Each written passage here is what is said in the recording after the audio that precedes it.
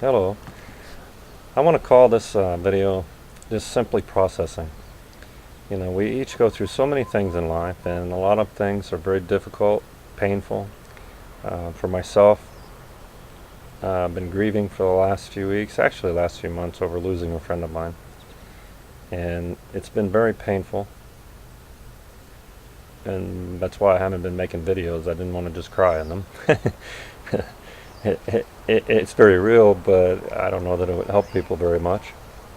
So it's a process, and one of the things that I've seen in life is, when we do lose somebody, whether it's through death or a broken relationship, or we have a child or a spouse or a parent or somebody that we just lost communication with for one reason or another, it's very difficult and it's very painful. And there's a reality to that. And I've said many times that people want to create illusions and ignore this and bury the tears, bury the pain. And I don't by any means encourage anyone to get caught up in self-pity or just wallowing in things. But you do have to take a time and go through the grieving process and the letting go and acknowledge the loss and acknowledge how much you love this person or you loved them and they're gone. And even when somebody dies and they leave us in this world, their energy, their spirit's still there. I know when my mother passed away in April of 2010, and like she stuck around for 6 months talking to me all the time, and even beyond that. And then every once in a while now, it's been April will be 4 years now that my mother left this life for the next plane.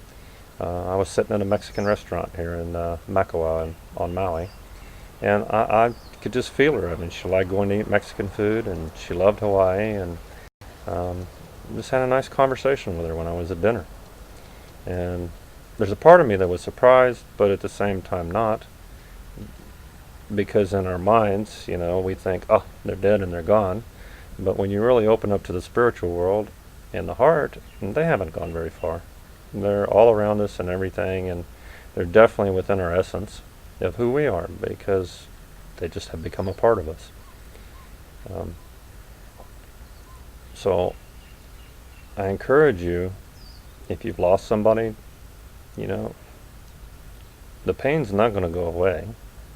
I know my grandmother passed away when I was 19. I'll be 50 this year, and I still think of her. I don't grieve like I used to, and I honestly don't miss her as much as I used to. But I know for 20 years or more, I missed her all the time, and I'd think about her, and something would remind me of her, and I'd just start crying. So these people that were a very deep, intricate part of our lives, when they leave, it leaves a void. It leaves an emptiness, and we have to learn that, as time goes on, it heals the grieving, it heals the wounds, and it depends on how you lost the child or how you lost the parent. Sometimes when it's a very difficult tragedy or they're taken from our lives, maybe they're shot or killed by somebody else. I know that some people never get over that, and you're going to carry that into the next lifetime. And I think that's one of the biggest things that we need to accomplish, is resolving our past karma. And so if we daily resolve the issues of heart and the things that are bothering us now, then it's going to be much, much more peaceful in our future.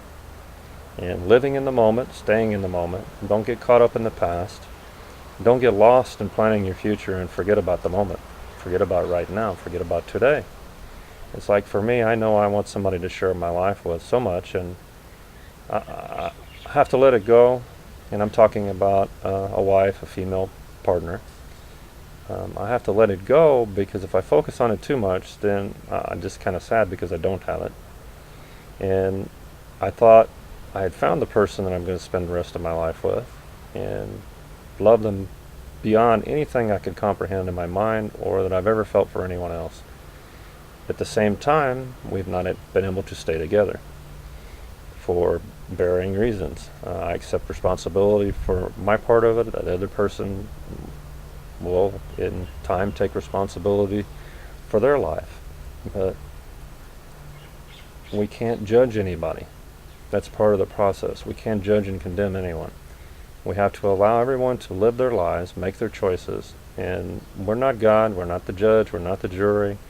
We have no place to punish anyone, to dominate anyone, to try to discipline anybody.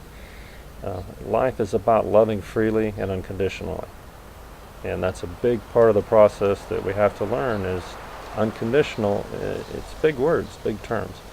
At the same time, as we're processing people going in and out of our lives, we don't want to be a doormat. We don't want to let anybody abuse us. You have to learn to stand up and say no, but with the utmost tenderness and compassion. So with everything that we do, that is my focus and goal, and I encourage you with the same thing, is take the time before you let the words come out of your mouth to process things so that you express yourself with tenderness, compassion, and humility. And I stopped the last video that I just did here a few minutes ago with that same meditation and thought to ponder is humility. You pardon my facial expressions. It's really difficult to find a place here that's nice to shoot the video. Don't wear sunglasses. I finally had to get in the shade. But here again, it's just a part of life. This is something that's going to take me time. I just started doing these videos a few months ago, and I'm still honestly not super comfortable. I feel I'm doing better today. I had a coach for a while telling me how to smile and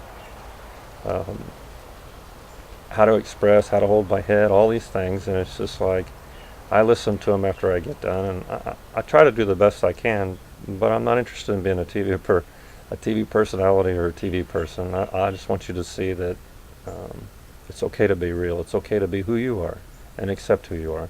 I'm going to stop it here. I try to keep these to 5 minutes, and I'm gone over.